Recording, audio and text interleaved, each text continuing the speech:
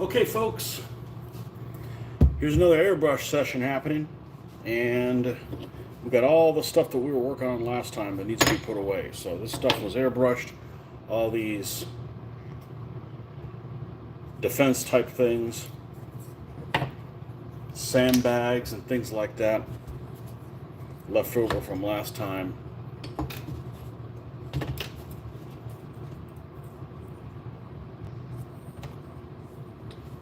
Last week, I don't know how many, several days ago, a few days ago. So these will end up objectives here, some sandbag emplacements here.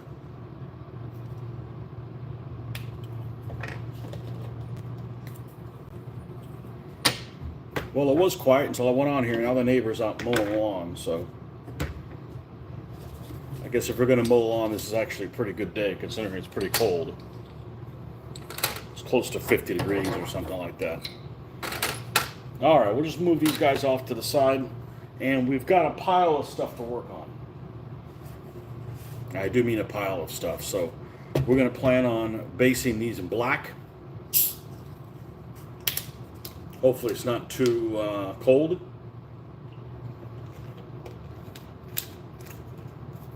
And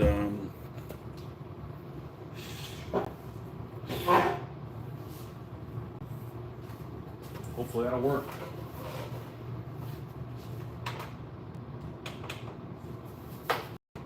A low speed fan over here.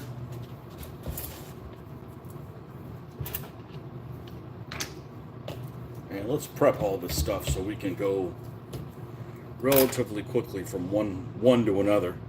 And we'll take a look at what cast of characters we're going to paint here. We got some new stuff that we've never done before. We've got a honey from Plastic Soldier Company. I'll remove that from here.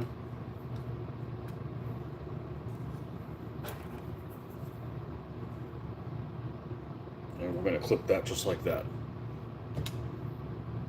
And we got another honey from Plastic Soldier Company. The third one I was still building, it was just taking forever. So we're going to get two of them primed.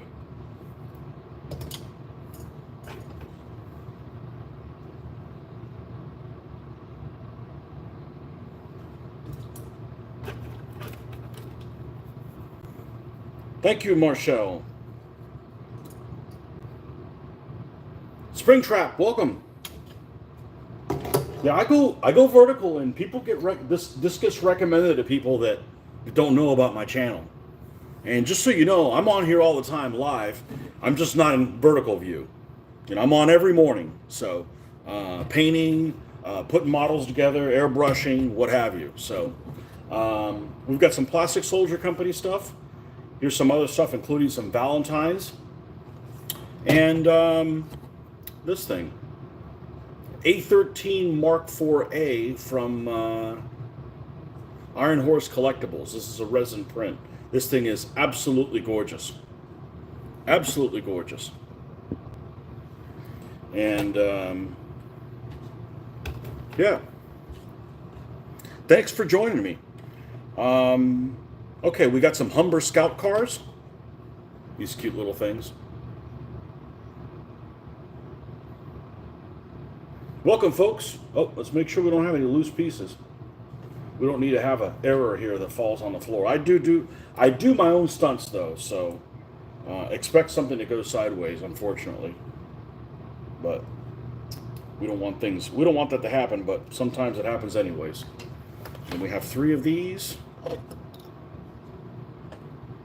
And I just dropped a video on my channel of the unboxing and in my review of these things. So they were kind of a challenge. They should have been a lot easier to put together. These are really made for, I would say, beginners. I did build those. Yeah, and check on my channel. Yesterday I dropped the video. It's about 40 minutes long, and it goes into detail of what of the unboxing of these in the package and what was and what went sideways and what you need to fix on them. I would still buy them again. I'm a fan of Plastic Soldier Company, but you kind of need to be aware of of how it's going to turn out, of what you're expecting. You know, expectations, everything. If you expect something to be difficult and it is, hey, you're right. But if you expect something to be easy and it's not, you get discouraged. Or at least I get discouraged. I try not to get discouraged, but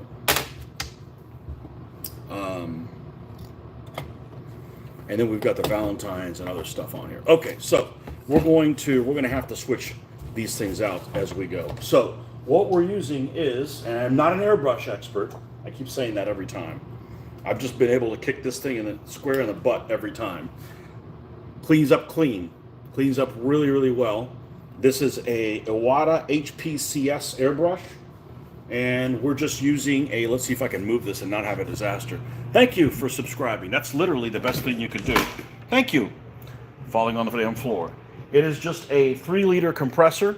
It is kind of it's an off-brand. I think this one is a Cool Runner from Masters. Really, I recommend anything that has a tank. So it's not running all the time and heating up and so forth. Okay.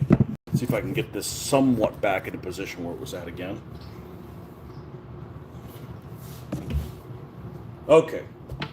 We don't need this. All right, so we're going to put the needle back in. Now, this airbrush does not come with a 0.5 needle. It comes a 0.35. So in layman's terms, it comes with one that is too, hold on a second. We're going to put the 0.5 on there, so we need to do the one that has the weird shape. Not this one, but this one. So basically one that has a bigger opening so that a thicker mix can go through there. And just because you can screw this on by hand, how many subscribers I have? About just shy of 1950. But this is a very niche thing. I mean, you know, I only do one scale right now. I'm just doing World War II stuff. You know, I don't do Warhammer. I don't do anything 28 millimeter. That's not my jam. I was watching a channel that does how to improve the number of subscribers you have, and one of the things that they recommend, good thing, because I was going to do this anyways, you got to go, okay, man, careful, they're after you, is just do your thing, and if people want to see it, they want to see it, but, you know, we're not going to pretend to be somebody that we're not. That's way too much work.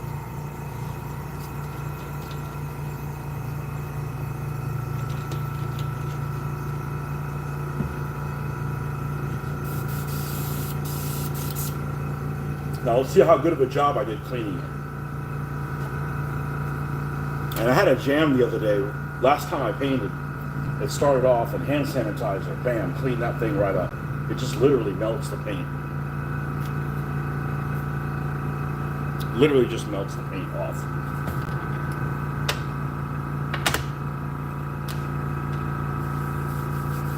Wait for this to come up. And we're going to run this about at least 40 psi. And this may not work great today because it's cold. It's not too cold for me, it's just too cold for the airbrush. So hopefully we don't have a problem with that because we got lots of stuff that we'd like to do. Vallejo primer. It's the one I use. It's the one I use for now. Let me try a different one once I'm out of this stuff.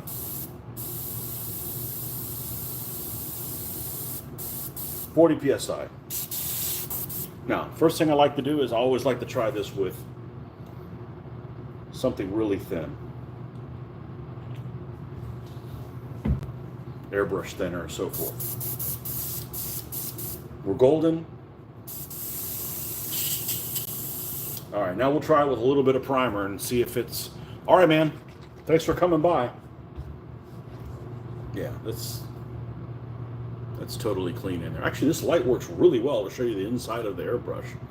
I wish it was good for other things, too. We'll see how that goes. Just a little bit in there.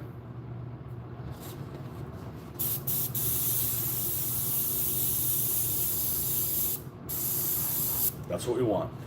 We just want it to be light. All right, let's start off with the honeys. We clip them first, they get to go first. They gotta be fair. They've been waiting around longer than the other ones to get sprayed, and we're gonna hold them upside down, try to get all the nooks and crannies first. Let's turn this a little bit. Let's hope we don't have an accident here. Okay. All right, perfect. And we're spraying here in the garage, using very little amount of spray.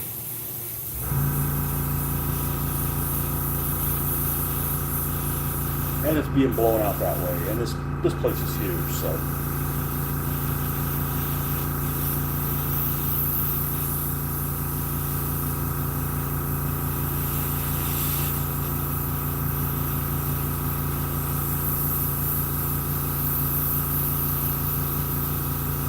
If you spray the hard to reach places first, you're going to accidentally get paint. Not accidentally, but without even trying, it's going to be really easy to get paint in places that are easy to get to. So you don't want to paint like the easy stuff first, because then in trying to get to the hard to reach places, you're putting a lot of extra paint in places that are easy to put.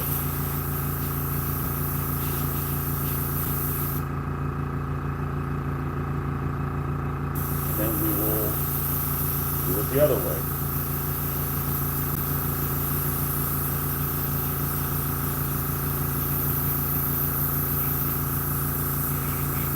These are all 1/72nd scale bottles. These come 3 to a pack.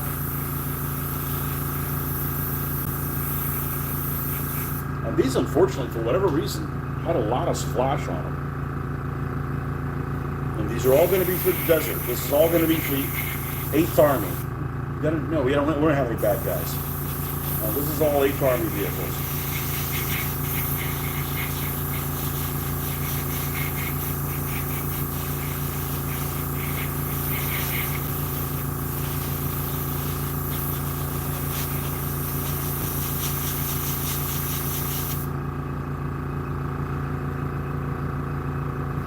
Hard to see with the lighting. Oh shit, I'm only using half my lighting. Use your brain today, Tony. It's a weekend, I don't have to. And I didn't put my body cavity search gloves on. Damn it, I forgot. See, this is why I just drink soda.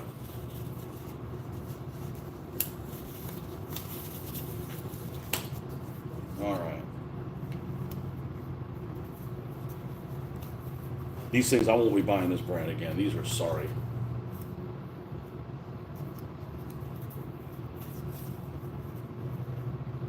I think I got these at the grocery store.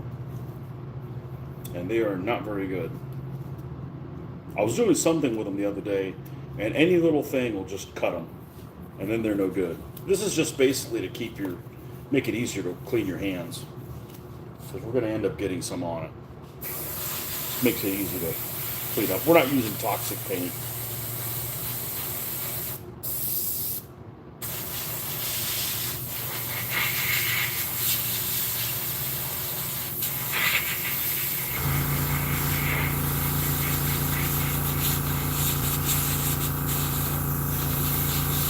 Okay, so this one's pretty much done.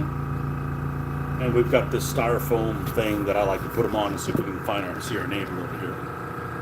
And we just plop them on this thing.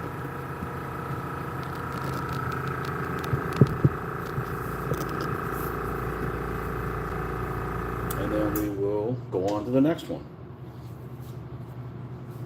Oh, yeah, that should be fun.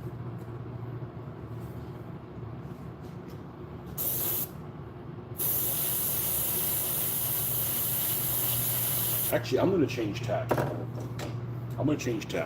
This is the one I want to do next. I want to do this Valentine, because this thing's going to be desert pink. Now, that sounds crazy, and it probably will be, but that's the color they supposedly painted them.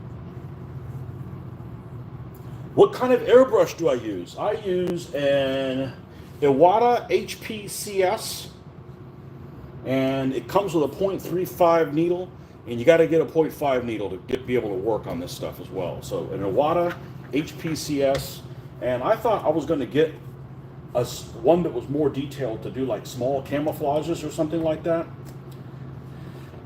But if you look up this airbrush online on YouTube, there are people that do some wizard stuff on there that I just need more practice. But this airbrush is a lot more talented than I'll ever be. But I literally the only reason I got an airbrush is so I didn't have to use those toxic rattle cans.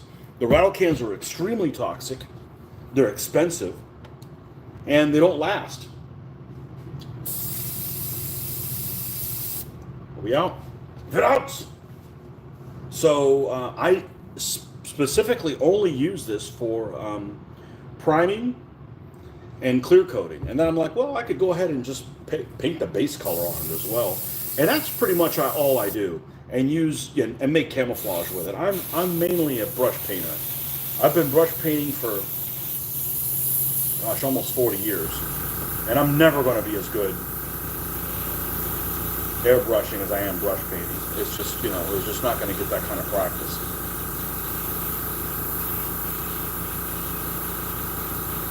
But it's a lot better than using something that's super toxic. And it smells bad. Like, let's say it wasn't bad for your health. It smells, those rattle cans smell terrible. It's because they closed down Model Master. I was doing Model Master for everything. And Rust-Oleum bought Model Master a few years ago and just bought testers, and they discontinued all of their high-end paints. They kept all the crappy stuff, but they got rid of the high-end ones. Which I don't know why. It's not like they had their own line. Like, well, we'll discontinue these, and then we'll bring in our high-end ones. But they didn't do that. So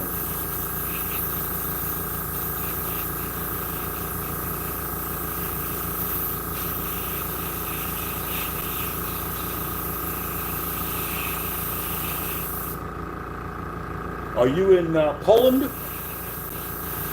Would be with that name. I think that's Polish.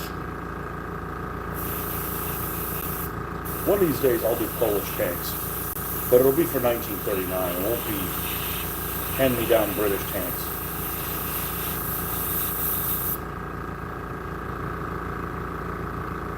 We missed something. No, let's hit this from this angle. There we go. And this. And here. And there we go. That should be good enough. It's a Valentine Mark 9, and I did the unboxing video. It just landed on my channel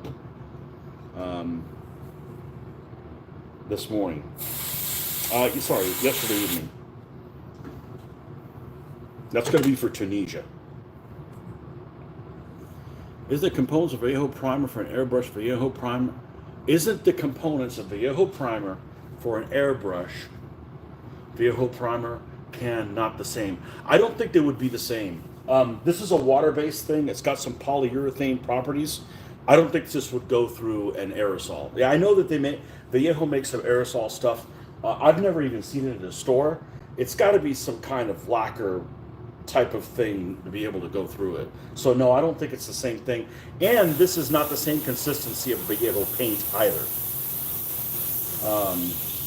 This is kind of its own animal.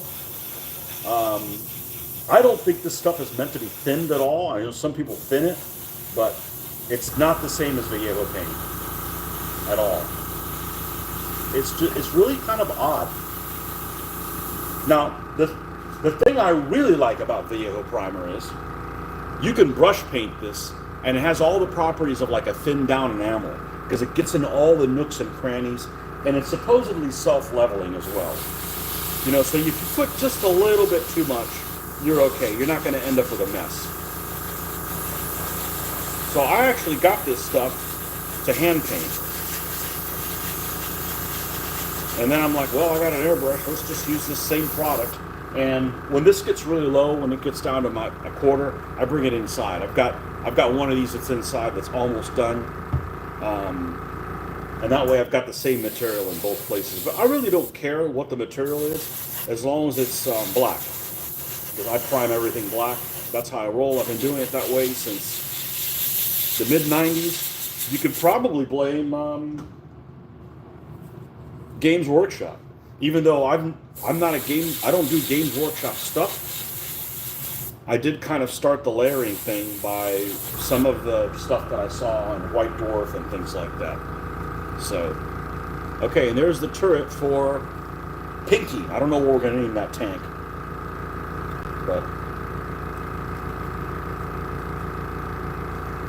I want to make sure that one's dry because we're going to roll into painting the base color on that thing because that's going to be wild. That's going to be wild. And no, it's not hot pink or anything.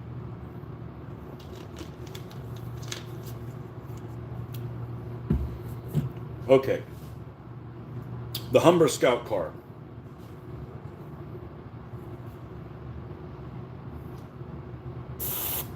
Make sure this thing's still going okay.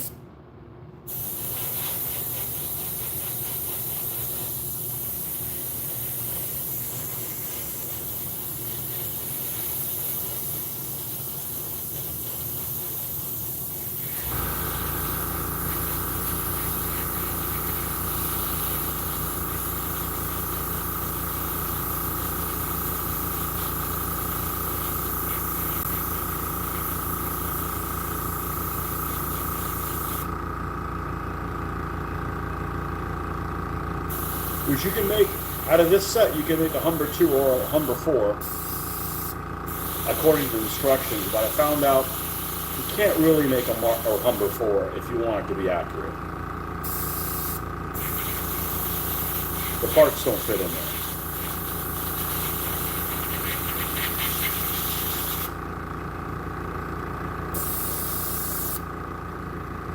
Oh, wow.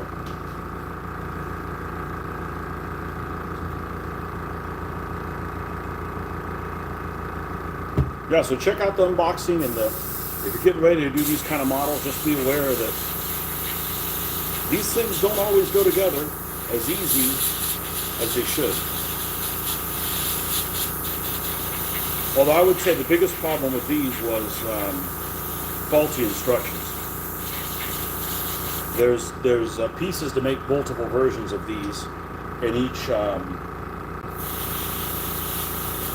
each box, and different instructions depending on which one you're building, and they weren't accurate. But like I said, I'd buy them again now that I solved the riddle.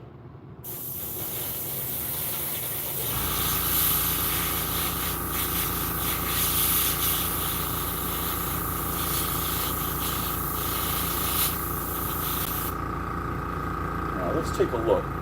I've got some glare thing going on here.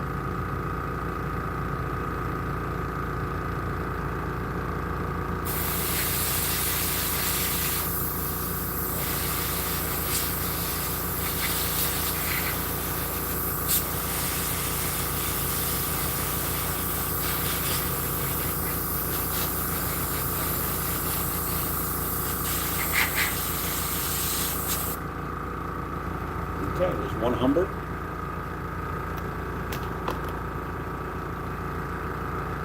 don't know why I decided not to clip that in the same place. I really dislike being inconsistent. I'd rather have a different fault.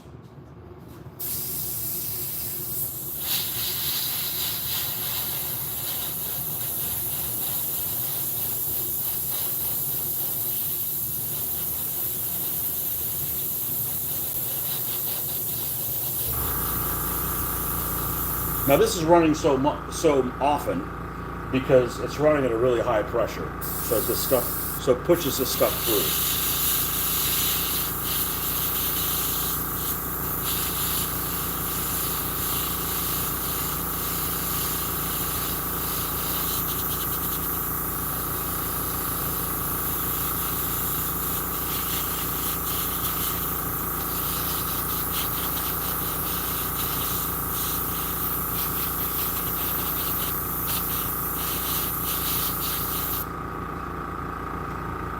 These are the two honeys that are not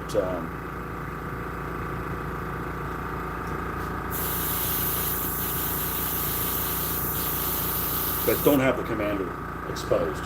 The other one's inside being built.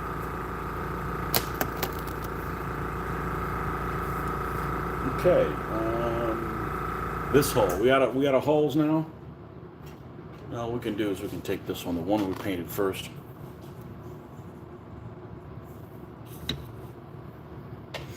So the compressor I had before I got this, and there's a million different opinions. What most people agreed on is make sure it has a tank, and make sure it has a regulator. This one happens to be a Masters Airbrush Cool Runner that I got off of eBay for about 150 bucks, something like that. And the airbrush costs about 150 bucks as well. So about $300, and that's all you got to buy. A 0.5 needle, you're done. 0.5 needle and the nozzle. I think one's 10 bucks, the other's 15 bucks, and that's it. And so it's kind of a generic one, but it does have a tank. Right now it's running all the time, but if I was doing like detail stuff, it doesn't run that often. And what happens when it runs all the time is it also gets hot.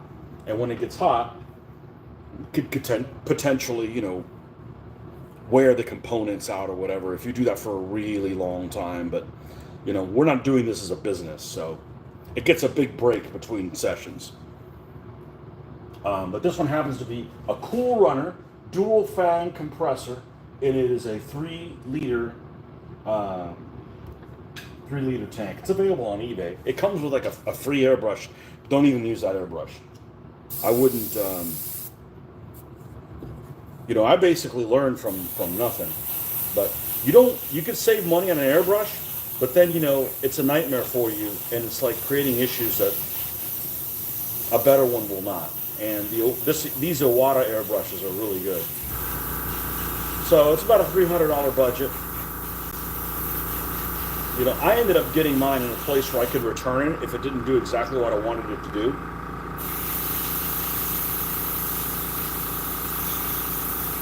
That's kind of my safety net. Like, I wanted an airbrush, but I didn't want it to create more problems for myself. So I wanted to be able to use it, and if it didn't do what I wanted to, somewhere that I could return it easily. Do-it-yourself compressors from fridge components. Well, you must be around some people that are a lot smarter than me, because I wouldn't be able to do that.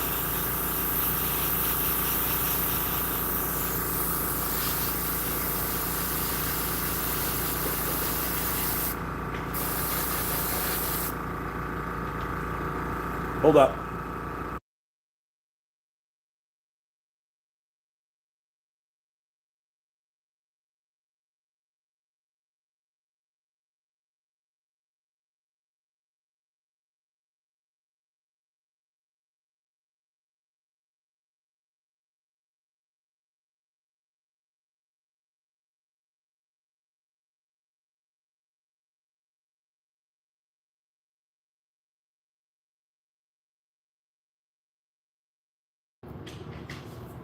Okay.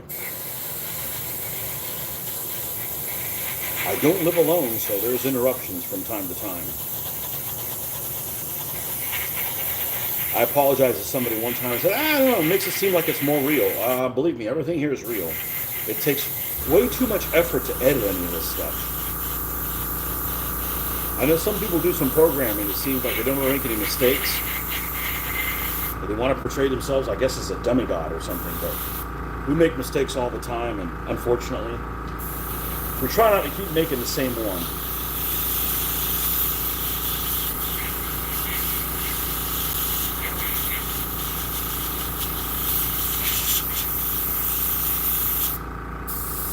Still good, yeah. But the brand of the compressor, some people buy an Iwata airbrush with an Iwata compressor, and those little Iwata compressors don't have the flexibility of the PSI thing, and they don't have a tank, and they're more expensive than this. So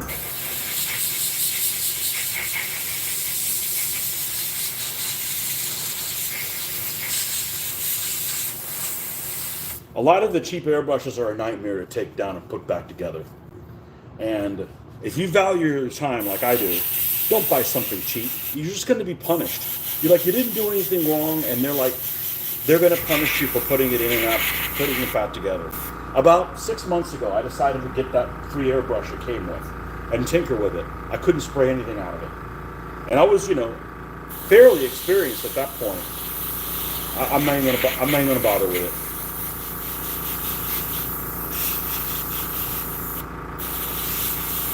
Buy the compressor, it comes with a free airbrush. Give the airbrush to somebody you don't like. I don't like that guy. Here you go, here's an airbrush. Have a nice life, You're gonna be miserable.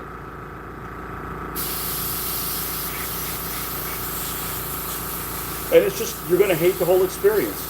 Every time you're doing it, you're gonna be tortured. The first time, my first foray, that's what I did. I bought a cheap airbrush, and I hated every portion of it. And I was already painting for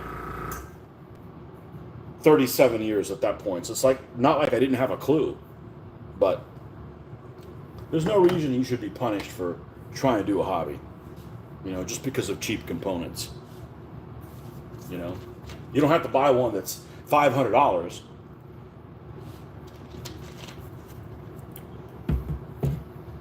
But, so you can get one for $30 or one for $150. So $120, how many headaches do you want for $120? Because you'll get every one of them. It's not worth it.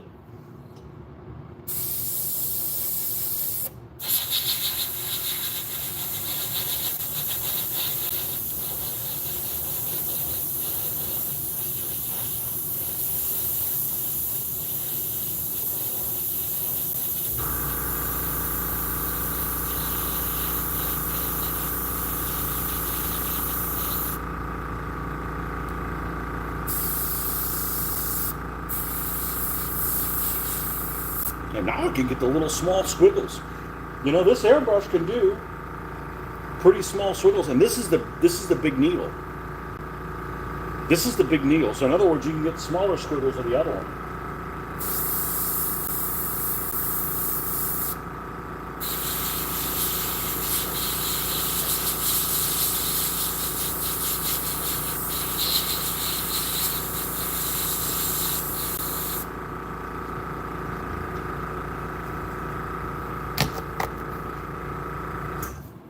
Yeah, I'm definitely not a do-it-yourself guy.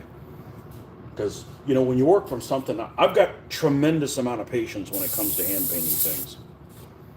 And the problem with that is, I expect everything to go well if you just put time. If you do, if you just take things slow, it'll turn out well. And just some things aren't that way. Sometimes you're using something and it's not well made, or the instructions aren't good, or something, and it creates a bit of frustration.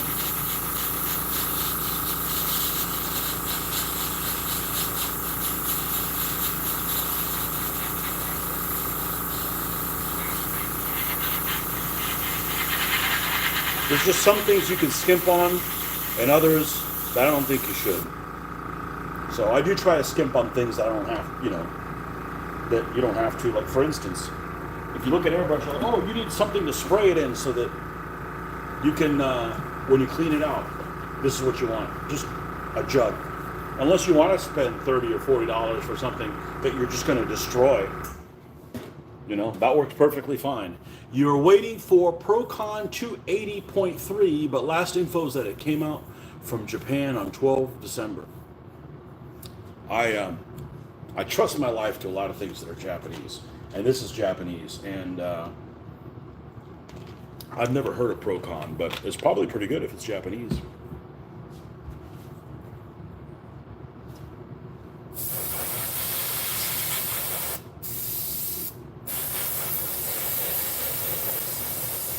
I like Japanese quality control.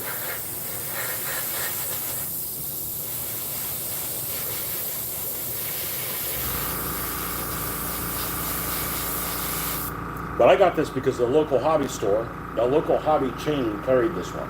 And I figured if it sucked and it wasn't what I was going to, if it wasn't going to do its part, I want to be able to return it. And it's been good ever since.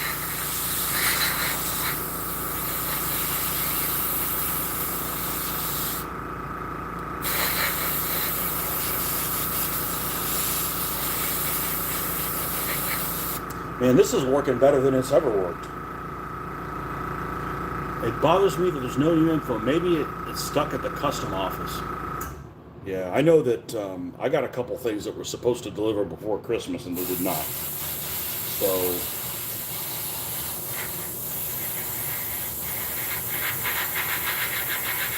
you'll get it. Order something else. Order something else so you won't be worried about this thing. Forget about it, and it'll show up at your doorstep.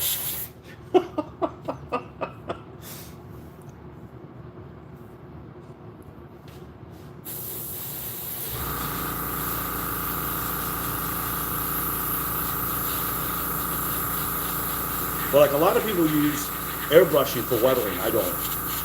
I got the kind of control with dry brushing that I'll never have with this. In other words, when I put the paintbrush, it's like really forgiving. It's, you know, like if something starts going south, I can fix it. And the biggest problem is because if I have one gripe about this airbrush, and maybe this is a problem with every airbrush, is that the movement from 0 to, oh shit, I went too far, is a micrometer. So it's not like, I wish it wasn't, I wish you had more control over it. Like it didn't start going really heavy until you got almost all the way to the back. But that's not the case. And I have that control when I'm hand painting things. It's not that I don't know what I'm doing, but it's just, it's very fine motor skills. And it varies on a lot of things. It varies on the pressure you're using, how thin the paint is that you're doing, and you know if you've got it down or not. Like right now, my hands are freezing. I'm going to turn this off a little bit. My hands are never freezing. I have an internal temperature of 211 degrees. I'm always hot.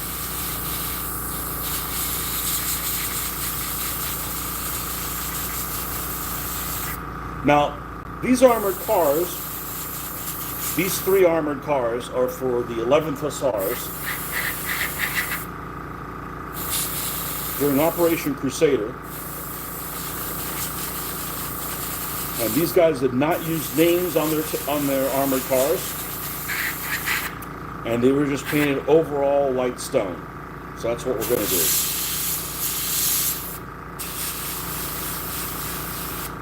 You out? Yeah.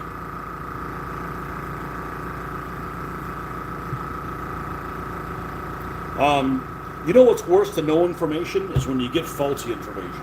There was an item that I ordered from, I think it was from eBay.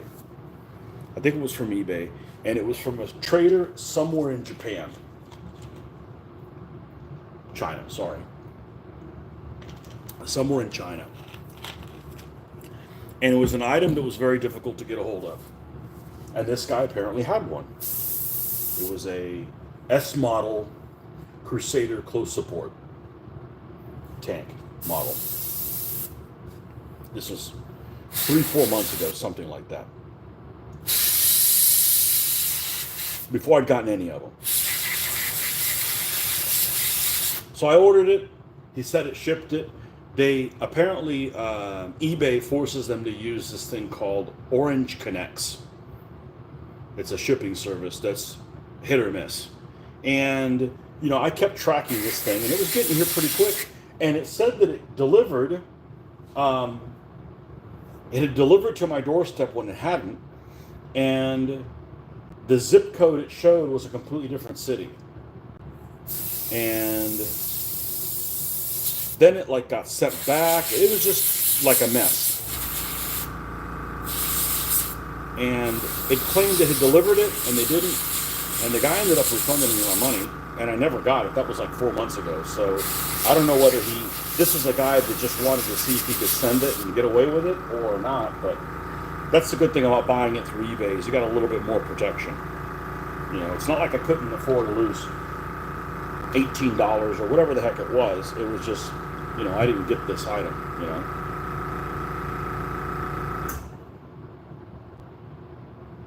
But that wasn't too much trouble to get. It took a long time. You know, I blew like over a month just to find out that I wasn't going to get it. You know. Luckily, it wasn't like I needed it for some project or something like that.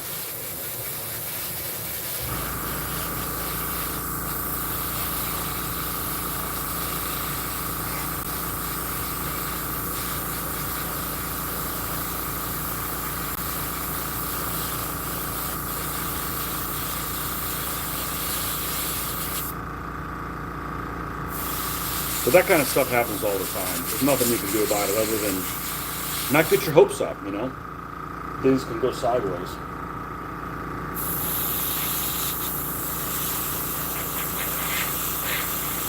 And it's not even necessarily somebody being nefarious. I know I ordered some Wargame mats from this one vendor, and he sent me damaged product. It took me 13 months to get it resolved. And now I found out recently that that vendor has changed hands, and the people that bought it now realize there's this list of complaints a mile long that they have to deal with, even though it's not really their responsibility.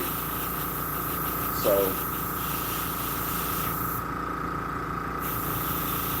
but I found that most people I've dealt with are pretty decent, because this is kind of a niche thing anyways. There's not that many of us buying these eccentric things.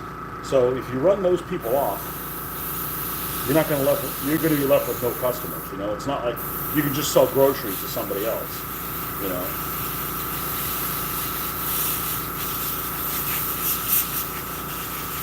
So generally, I've found that I actually get pretty good service from hobby stuff.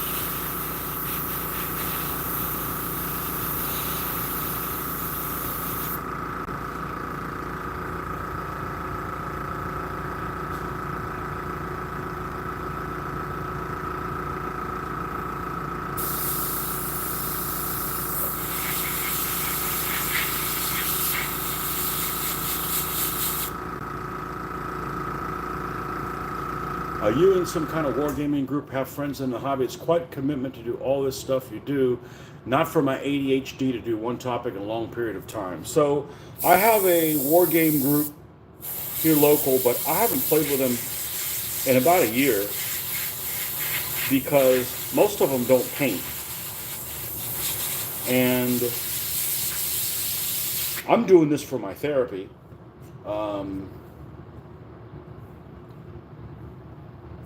You have ADHD. I definitely don't have ADHD. I don't like being interrupted and shit like that. I don't like changing my entire life for somebody. And they just played on the wrong night for me. They played after work on a night that was very difficult for me to get to, and it would destroy my entire week, staying up till midnight at the beginning of the work week. And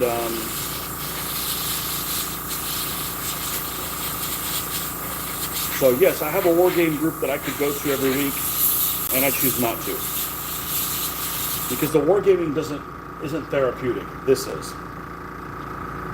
You know, you don't have a sense of accomplishment I don't get a sense of accomplishment from playing a game. If that makes any sense, you know. So.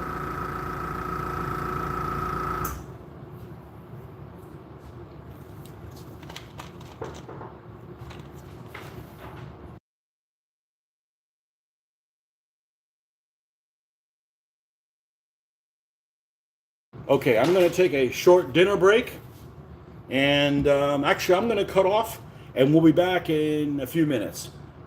See you guys in a little bit. Bye-bye.